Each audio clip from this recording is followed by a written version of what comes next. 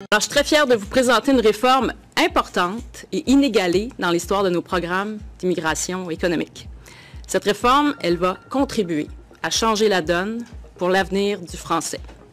Je vais aussi vous présenter les orientations proposées pour la prochaine planification pluriannuelle de l'immigration, une planification qui couvre les 4 années de 2024 à 2027. On propose en fait des modifications importantes de tous nos programmes d'immigration économique afin que pour la première fois dans l'histoire du Québec, les candidats à l'immigration économique aient une connaissance du français pour pouvoir être sélectionnés.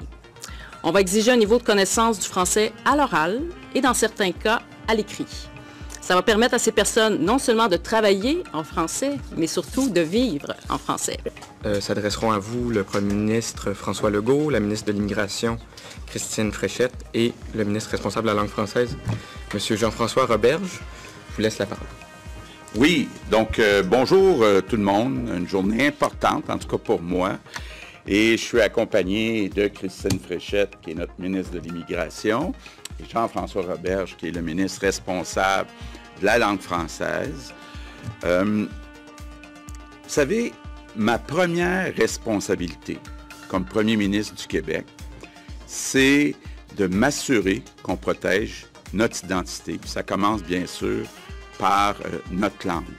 Pourquoi que c'est important? Parce que je suis le seul chef d'État en Amérique qui représente une majorité de francophones. Donc, j'ai une responsabilité face à l'histoire, entre autres, de protéger, de poursuivre ce parcours d'une nation francophone depuis 400 ans. Donc, je me sens vraiment un devoir, une grande responsabilité.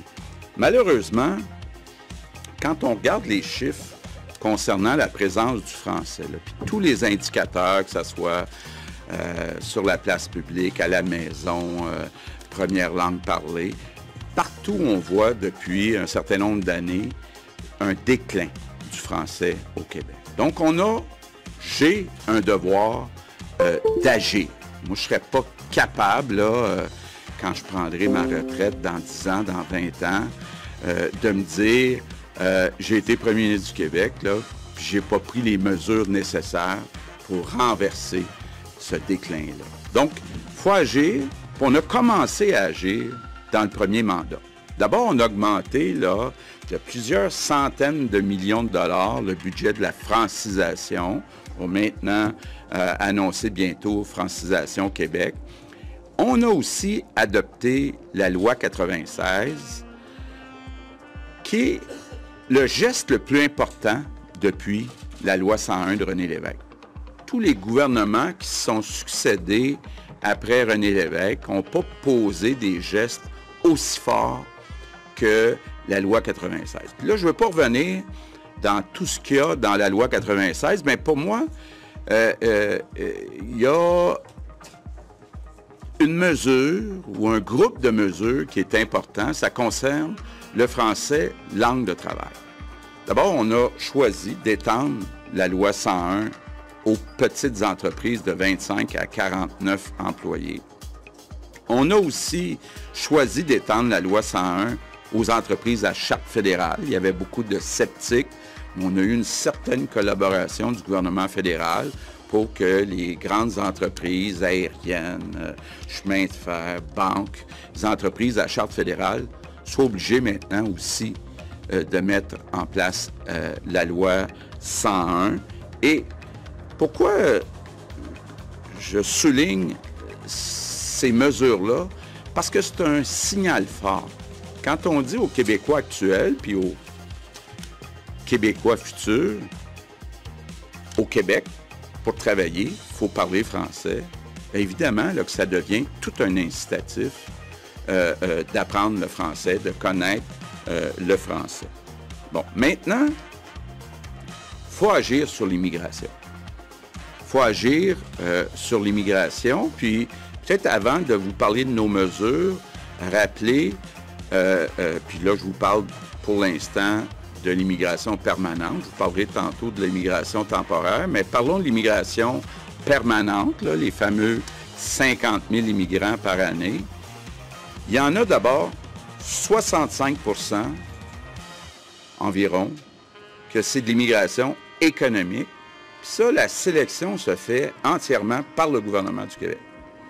Bon, si dans le passé, il y a des gouvernements qui n'ont pas été assez exigeants, puis c'est le cas, concernant la connaissance du français, bien, on a juste le gouvernement du Québec à blâmer, que ce soit les libéraux ou les péquistes, parce que ce 2/3 des immigrants sont choisis par Québec.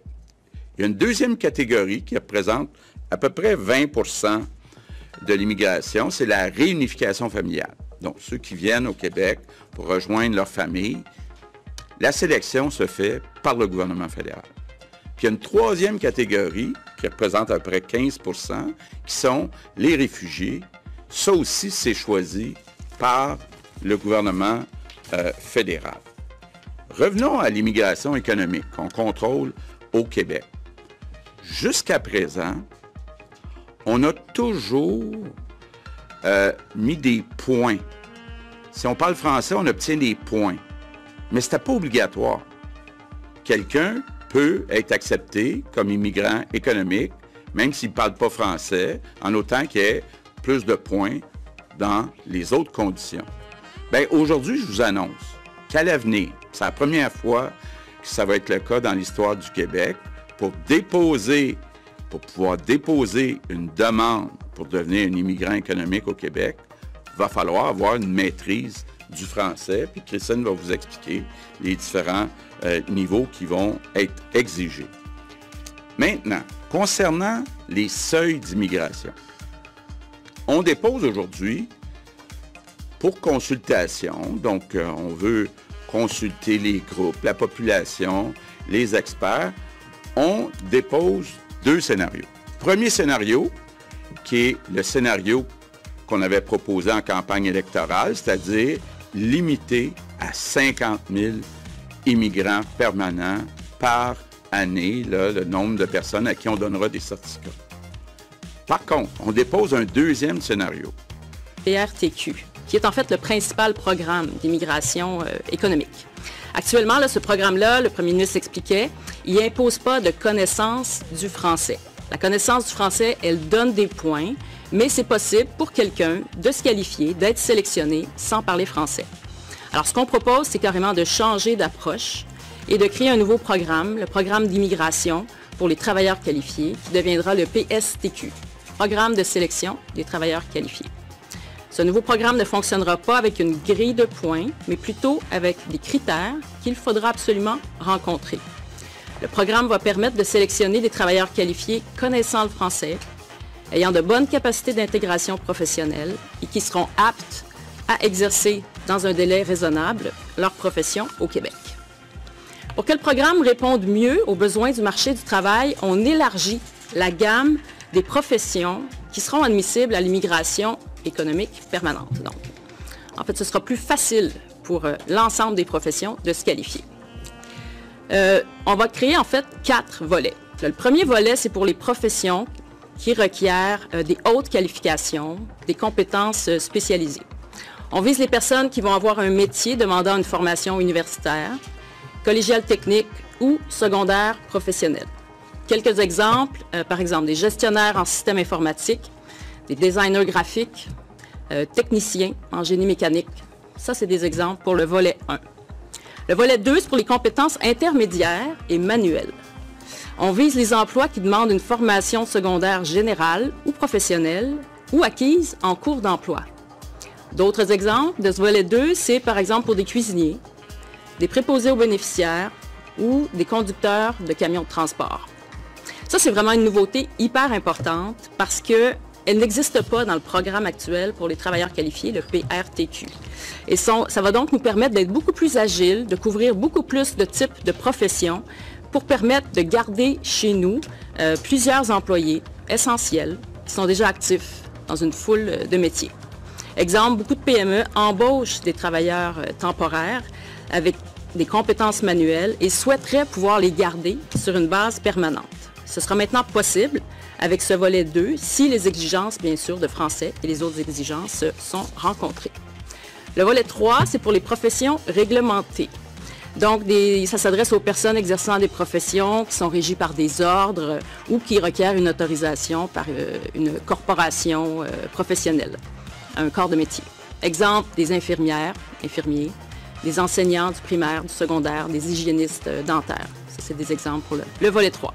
Et le dernier volet, ça s'appelle le volet des talents d'exception. Ça visera très peu de gens, mais on juge important d'avoir cette passerelle pour sélectionner les personnes qui ont des expertises rares, prisées par le Québec, stratégiques, très pointues, et qui sont reconnues comme un leader, quelqu'un qui se démarque dans leur champ d'expertise.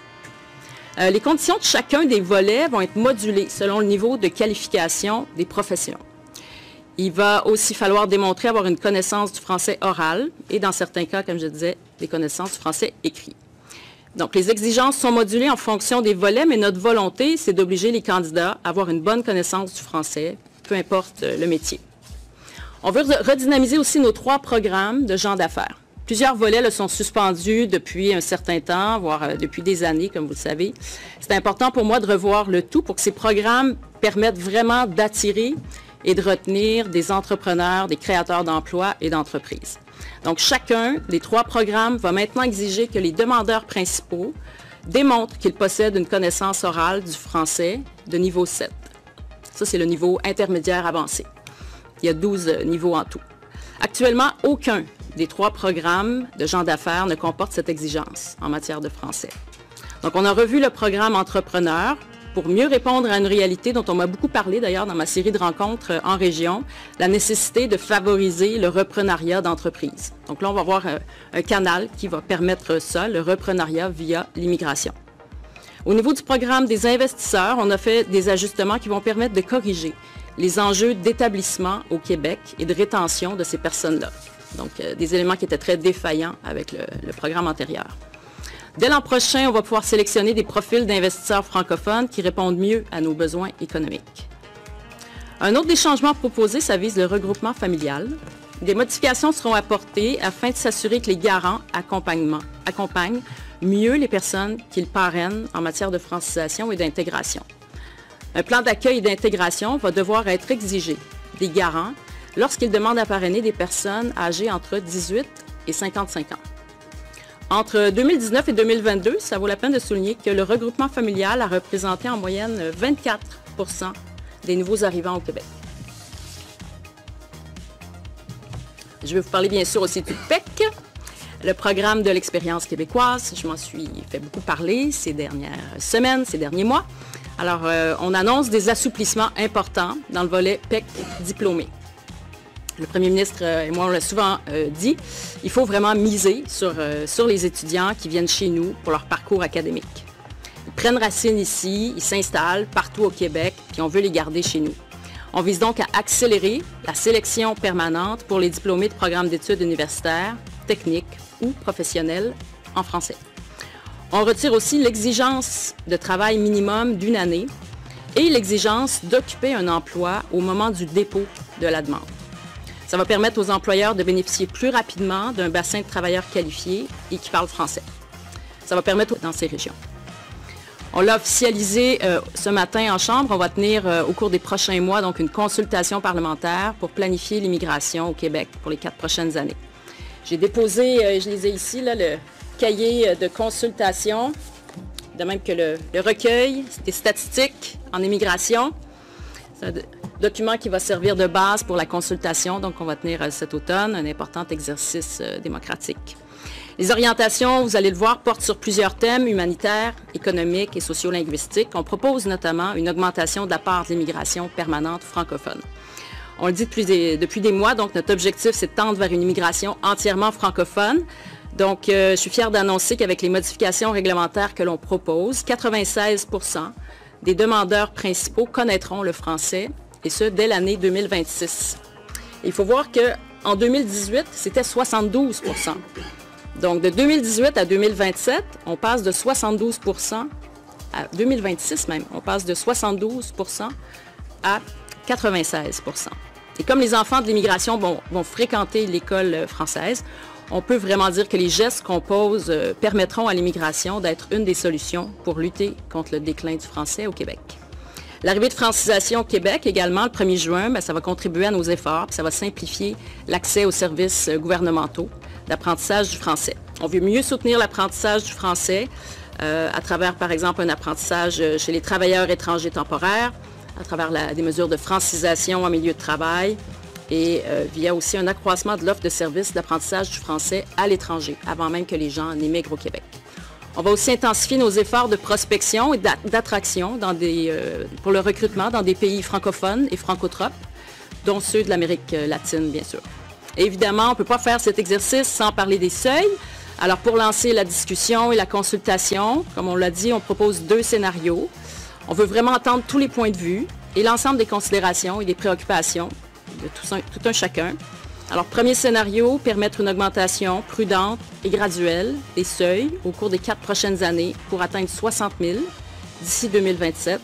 Et dans ce scénario-là, on permettrait en plus d'admettre en continu les personnes sélectionnées pour le PEC diplômé. L'admission en continu, bien, ça veut dire que les demandes du PEC diplômé seraient traitées par Ottawa au fur et à mesure qu'elles sont déposées et seraient à l'extérieur de nos seuils et sans plafond. La logique derrière cette nouveauté-là d'admission en continu, c'est que la grande majorité des personnes qui sont concernées résident déjà sur le territoire québécois. Ils bénéficient déjà de plusieurs services publics. Ils ont un toit. Leur intégration est déjà en processus. Il n'y a pas d'enjeu de reconnaissance de leur diplôme ou de leurs compétences. Donc, bref, c'est une immigration qui est très facile pour nous parce qu'il n'y a pas d'exigence accrue sur notre capacité d'accueil et les groupes d'accompagnement, les services gouvernementaux sont vraiment minimalement sollicités. Le deuxième scénario, on reste avec notre cible actuelle de 50 000 admissions par année pour chacune des 4 prochaines années. Et les candidatures issues du PEC diplômé feraient partie donc du seuil de 50 000. C'est un moment important qu'on va vivre au cours des prochains mois. C'est plus que jamais l'immigration, c'est au cœur des priorités collectives. On le sait, freiner le déclin du français, lutter contre la pénurie de main-d'œuvre, lutter contre le vieillissement de la population, assurer la vitalité de nos régions. Tout ça, ça fait partie des grands défis auxquels on fait face. Alors, j'invite toutes les personnes, les organismes qui sont intéressés à le faire, à nous partager leur point de vue, soit en participant via le dépôt d'un mémoire ou encore en complétant un formulaire qui est disponible déjà sur le site Internet de la Commission des relations avec les citoyens. Alors, la consultation va culminer avec la tenue d'une commission parlementaire au cours des prochains mois. Et je peux vous dire que depuis mon entrée en fonction, moi, mon souhait le plus cher, c'est de mettre en place des conditions pour que les hommes et les femmes qui décident de venir chez nous puissent avoir du succès, participer pleinement au dynamisme du Québec et puissent s'y enraciner. Voilà. Merci. Je passe maintenant la parole au ministre